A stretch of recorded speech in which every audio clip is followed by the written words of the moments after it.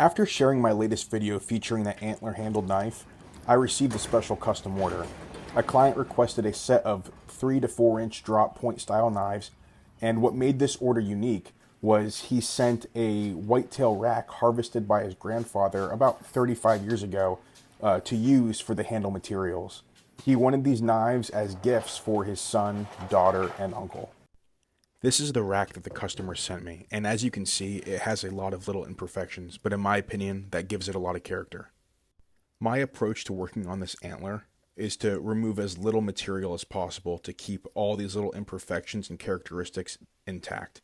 If the customer at some point wants to remove those things with sandpaper or whatever, then that's on them, and I'd rather have them make that decision than me. Based on the parameters that the customer gave me, I ended up coming up with this sketch. It's a drop point style blade that's about 3 3/4 inch long from tip to finger choil, and roughly 1 5/16 inch from spine to edge.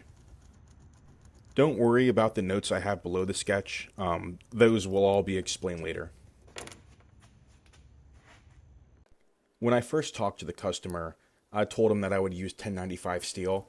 However, I had second thoughts and decided to go with 1084. Both steels are really similar, but the probability of getting a better heat treat on 1084 is a lot higher than 1095, which is why I chose to use that instead. As usual, I always use an angle grinder to take off as much material as possible, just for the simple fact that angle grinder cutoff wheels are a lot cheaper than abrasives for the belt grinder.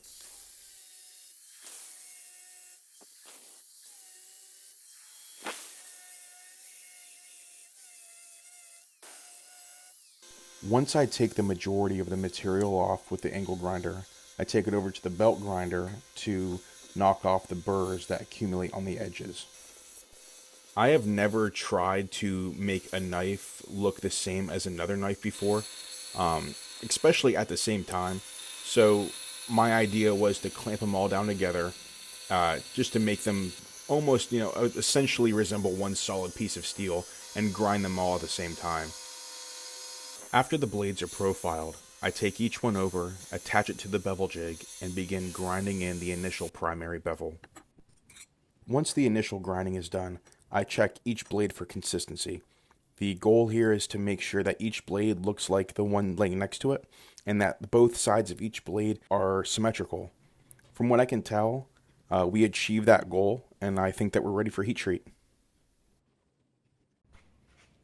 The heat treating process for 1084 is as simple as it gets, which is why I wanted to use this steel for these knives.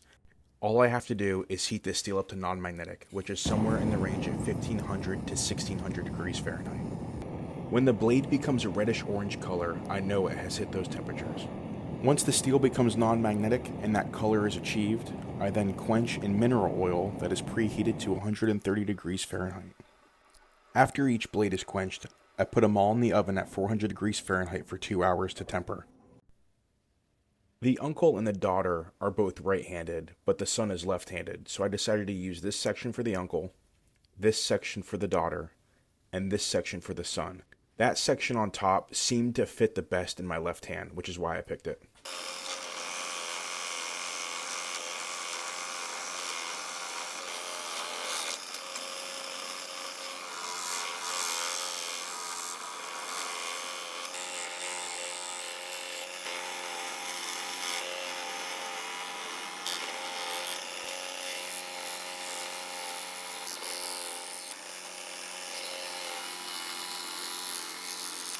Once each handle is cut, I try to get a better idea of how they're going to fit in someone's hand.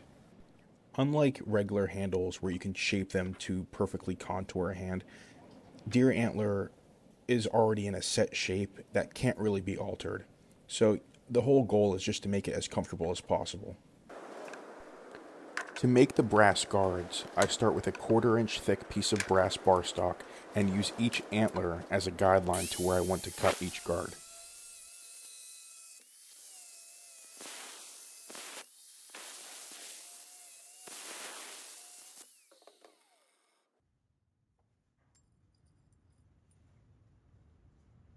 Based upon how each antler fits in my hand, I mark it with an arrow to determine where the blade should be.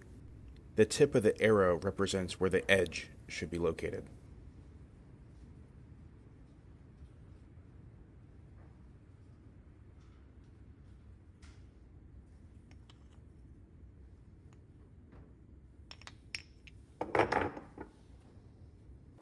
Going back to the brass guards, I begin drilling holes and doing file work to make sure each tang fits in its respective guard.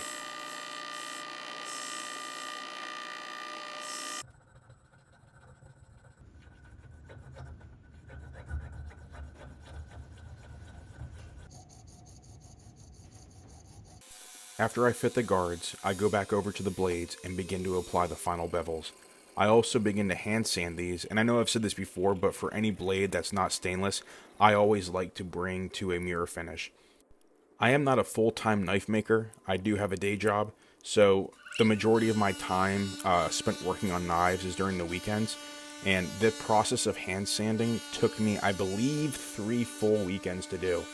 We go from 120 grit all the way up to 3000 grit, and then I take each blade to the buffing wheel to really bring out that nice mirror finish.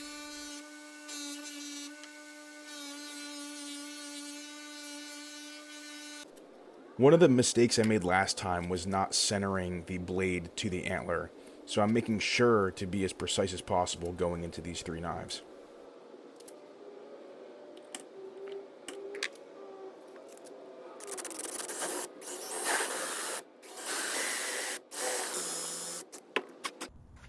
Back in the beginning of the video, when you saw the sketch of the blade, I had notes that said white black, pink black, and blue black. Those notes were referring to the G10 liner colors that I wanted to use for each handle. The uncle will get black, white, and black. The son will get black, blue, black, and the daughter will get black, pink, black. Besides the different shape of each handle, there really isn't anything different between each knife, so being able to throw in a different color for each one would kind of set them apart, and I thought that'd be pretty cool. These knives will not have any pins in them. As a knife maker, I know the benefits of a pin, but I also know that because my epoxy is 3900 psi of compression strength, that it's going to take a heck of a lot of force to get these blades unlodged from their handles. As an added measure, I put little notches on the tang, and I also take a small drill bit and put little holes inside of the handle where the tang will go. That way the epoxy will go into those areas, grab a hold of them, dry, and lock them into place. Putting each piece of the blade together with epoxy is always the most stressful part of making a blade.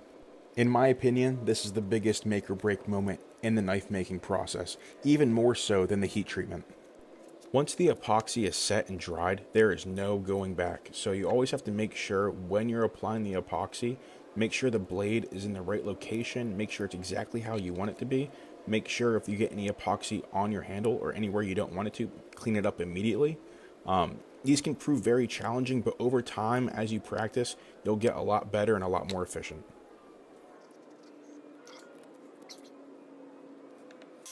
After a full 24 hours of curing, I bring the blade over to the belt grinder to start shaping the guard.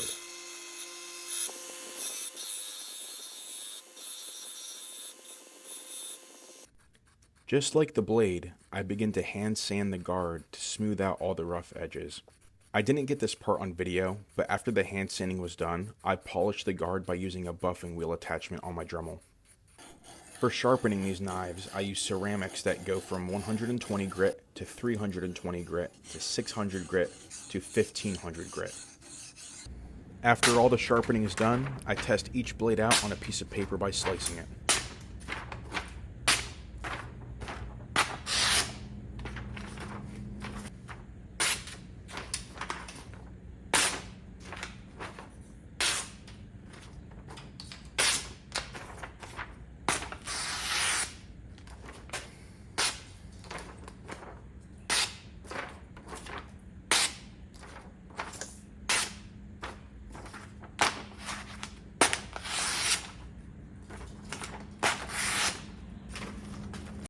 And voila, we are finally finished. Thank you all for taking the time out of your day to watch this video. If you like this content, please subscribe to the channel. Every subscription helps.